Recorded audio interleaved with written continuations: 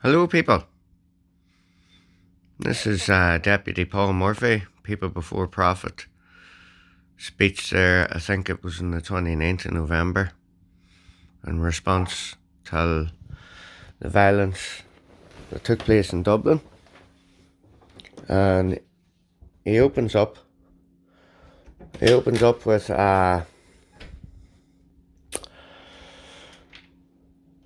celebrating the so-called heroes that were on the scene, mentioning all their names in the chambers of Dáil, which, okay, but then goes on to highlight the problem, which he thinks the problem is, of the far right, extreme far right element in this country. And it goes on to name James O'Keefe, Gavin Pepper, Derek Bly, Philip Dwyer, Fergus Power, to name but a few. This was done in Dáil, on the floor. This is a clear breach of the Constitution. It is unconstitutional. I'm going to explain why. Article 40 of the Constitution is your personal rights. And every man and woman has the right to be held equal according to law. No man or woman should be proven guilty before trial. None of these people, whether I like them or not, but the law is the law, even legal. The state has clearly breached and overstepped their remit as ministers. Not one of these men have been charged with hate speech, incitement to create violence. Not one of these men have been brought before court. Not one of these men are serving time in court for any of those things. They haven't.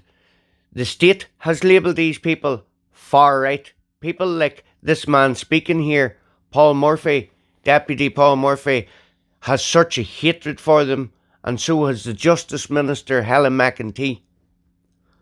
And this went on the floors of government. This is disgraceful. And if anybody's listening to this, if you're a barrister or a solicitor, you should be jumping all over this. This is a clear breach of international human rights.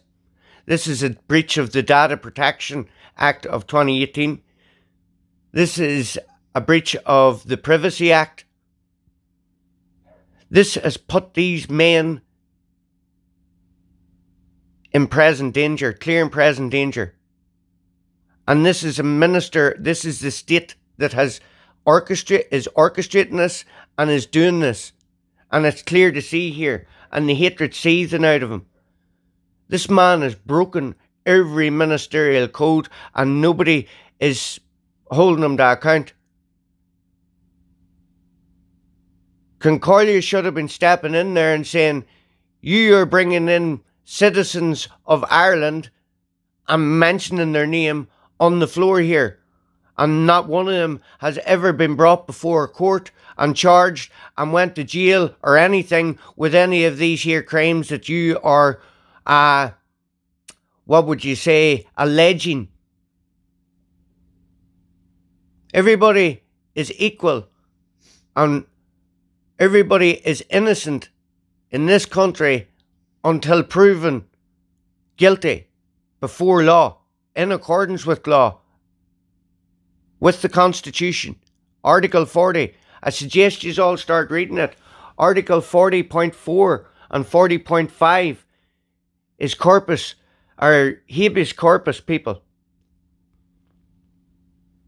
It's habeas corpus. It's present the body before the court. Present the body before the court. You can walk out of court because they either have to put the evidence in front of the court or you walk free. And that's in the original 1937 Constitution.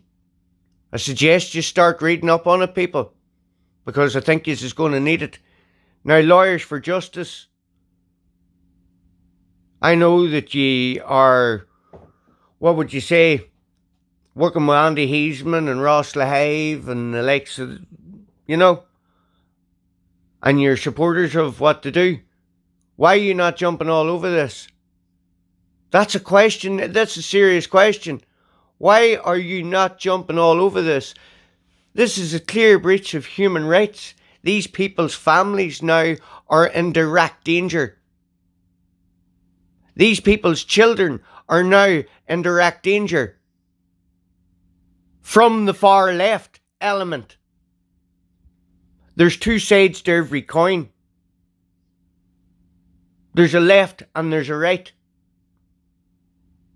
There's the flip side. It's an absolute disgrace, an absolute travesty that a minister of the people can stand up in Dáil unchallenged by Ann Collier and any of the leaders actually probably praised and patted in the back for saying it. And he'll try and say, but he read out the heroes first. And then he read out the agitators. No. This man has breached ministerial code. Tracy O'Mahony, you're a barrister. You should know this too. All you people should be looking at this here. This is the people against the state. All those names that was read out, or you're going to hear read out here, you should be going seeing barristers, your barrister friends, and asking them all individually to take cases. You should be going to your local Garda together with your barristers in tow and making complaints of slander. It is malfeasance, maladministration, and malpractice in public office.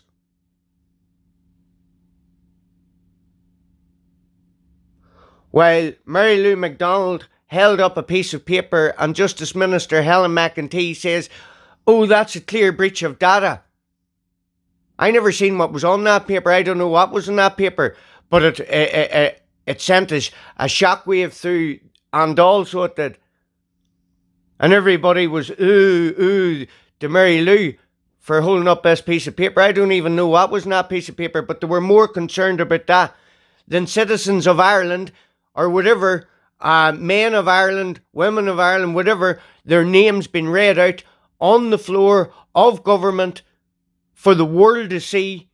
Far left elements this year has now a direct impact on these people's livelihoods, future livelihoods, and a direct impact on security for their families and themselves. Guilty. Guilty by association. Guilty by association.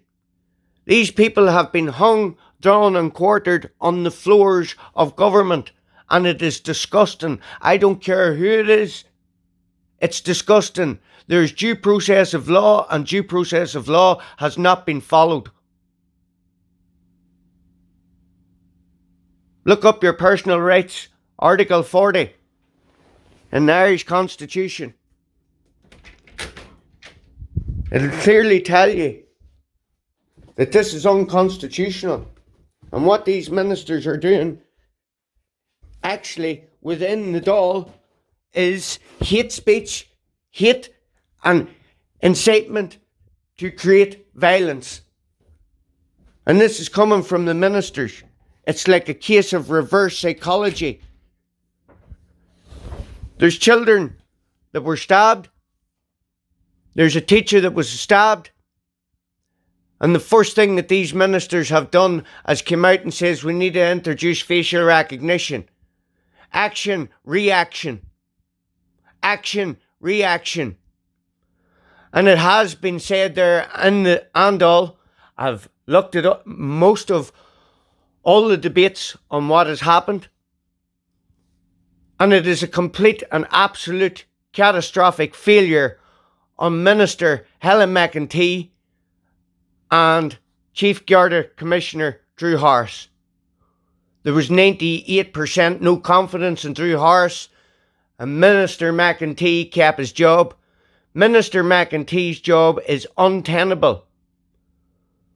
And if Minister McEntee, there is now a vote of no confidence. Well done, Mary Lou MacDonald. Never thought I would ever say that.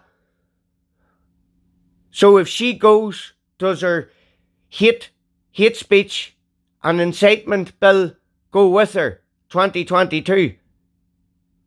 Because this minister is clearly unhinged and clearly unfit for office. So does that question remains. If Helen McEntee goes, does her legislation go with her? Because if she's been put out for incompetence, and there's so much uproar about this in the Western world, the whole world's looking at us, people. Because this is the most draconian, most dangerous piece of legislation in the Western world. And we're a test bed for it. Never waste a good opportunity. Never waste a good disaster. They made hay when everybody else was suffering. They made hay whenever everybody else was suffering. They benefited at everybody else's demise. And now they're looking to bring in everything to push forward these legislations so that I'm going to read out Article 40 here for you people, because people need to know it. It's your fundamental rights, and fundamental rights are inalienable rights. This isn't a constitution giving you it, this is natural law giving you it, and this is the natural law part of the constitution which is enshrined. Antecedent and superior to all positive law, meaning all acts, legislation and guidelines. This your get out of jail card free, boys. Because they're obviously looking, you're on the hit list, and they've clearly, Paul Murphy will not rest till he has you all locked up in behind bars. Well, there's now, he has brought conflict of interest onto the floor of government. He has mentioned your names. So you hear them there saying, don't be sharing it in social media because it won't stand up in court. Well, this man has stood and told the world your names. This man has stood and read out intelligence on Dáil floor before it has actually been investigated properly and the procedure followed through. The PACE Act, Police and Criminal Evidence Act. It's a clear and absolute breach of office and a clear breach of these people's anonymity until proven guilty. We're still, unless people went and looked about the name of the man who stabbed the children last Thursday, we still wouldn't know his name. We still wouldn't know he was from Algeria. But we can have Irish citizens on the Dáil vilified for nothing. For nothing. For freedom of speech, which is also enshrined within the fundamental rights. Article 40. All citizens shall, as human persons, be held equal before the law. This shall not be held to mean that the state shall not, in its enactment, have done due regard to differences of capacity, physical and moral, and of social function.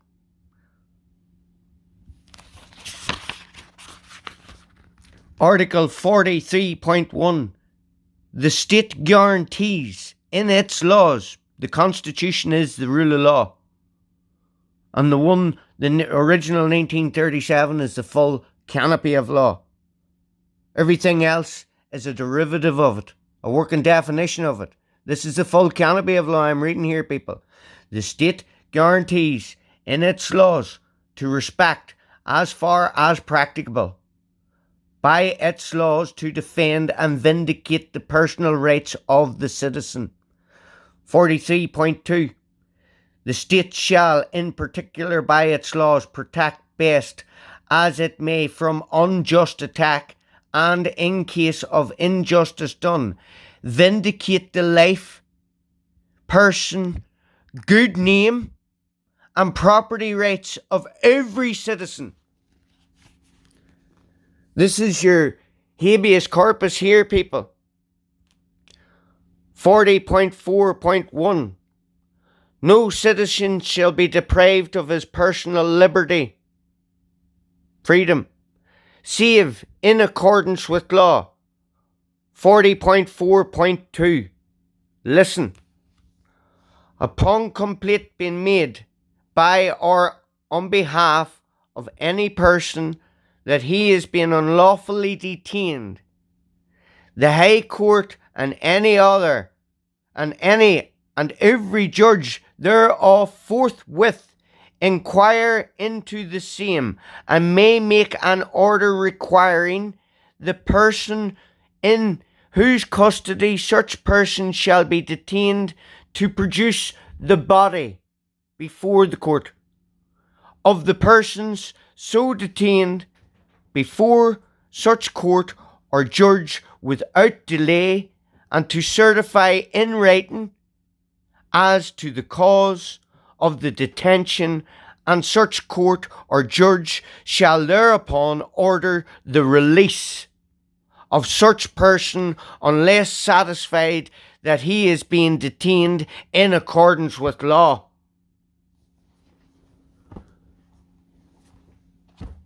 Vindicate the good name. That is complete slander. It is biased accusations, unfounded accusations. It's words on a text. It is not admissible in a court of law now that this man has read it out. It is a conflict of interest. This man has brought conflict of interest onto the floor of Dáil and the government with such a serious issue out of anger and hatred. You can hear it seething out of him. I'm going to play it here and I'll let it continue, and you can make your own mind up after that, people. Okay?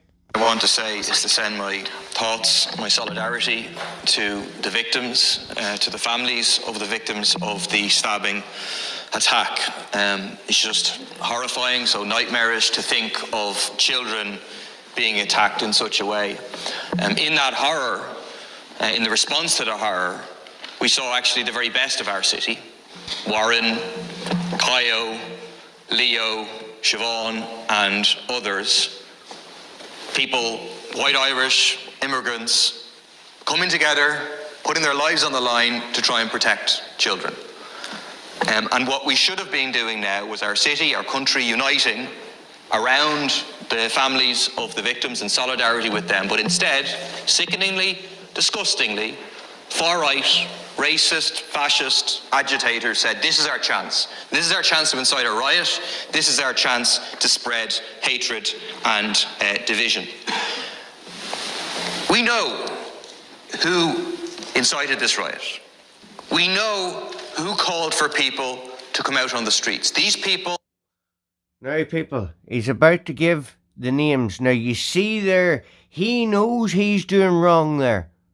But he hates these people that much that he wants to read their names out here, name and shame. Well, this man has overstepped the mark. This man can be held accountable in his private capacity and public office. Okay? And public office. Also, the state can be held accountable.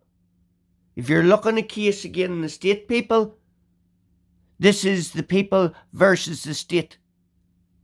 There's been a clear breach of ministerial code of office here. And you're about to hear it. It is absolutely disgusting, regardless of who it is. He has called them racist, far-right agitators, everything. Not one of these men has been charged with racism. Not one of these men have been served sentences of racism. This is this man and his party's opinion of these people. Opinions are just that. But first you have to take out all the facts, and those are the things that you do not dispute. Then you can do all the rhetorical flourishes. But let's be clear. The facts are the facts. These people have never been charged with racism, incitement to create violence, or anything. If they were, they would have had what other people have went through the courts, and they were restricted from attending gatherings and protests. They were restricted from going online. Yes, because they have a charge looming over them for incitement to incite violence. I'll not name that in particular person's name, but we all know who we're talking about. You see, those other men who he is about to mention here now, and you'll hear the way he mentions it, the hatred for them, and there was no recourse, redress. Concordia didn't speak up and say, you cannot do that. Those are citizens of Ireland, and you're bringing those names into disrepute, into the floors of government. It is an absolute travesty and disgrace. And I am imploring any barrister or any solicitor who is out there watching any of this to look into this and contact these people, or the people who has been mentioned here, to go and get together and start running a case. Up there for thinking, lads, down there for dancing. If you're looking to run a case, the people again in the state, this is your ample opportunity. They have brought your names into disrepute, and the world can see, and the world is watching. Go to your Garda stations and make complaints. Don't get pulse numbers. Get crime numbers. Your family now is under threat. You are under threat. And the state has orchestrated it. And this man's job now is untenable as well. Didn't hide themselves. They did not issue the calls anonymously. At 2:16, a white supremacist, Mick O'Keefe, issued his first tweet. He followed off at 2:50 saying that a foreign man entered the school and stabbed 5 children, said that the kids are dead. Fergus Power tweeted at 2:55, a 5-year-old girl is alleged to have passed away. This better get people off their arses and out onto the streets. Philip Dwyer, a creche creeper and dog kicker, streamed a video at 4:04 saying he was going to be in town at 6 o'clock. Gavin Pepper, another far-right agitator, called people onto the streets for 7 o'clock in town. Derek Bly had a video saying we are at war, echoing the words of Conor McGregor. We know who called people out. We also have to look at the role of some people in this chamber. I mentioned one, just Matty McGrath, earlier called for a reasonable debate on migration. Fine, let's have the debate. But a part of that will be Matty's connections with the far right. He's been photographed with Gavin Pepper, photographed with Andy Heisman, a street meeting with many of the people who were involved in organising for this, and he's been laundering far right conspiracy theories in using his platform of this Dáil repeatedly, and he's not the only one.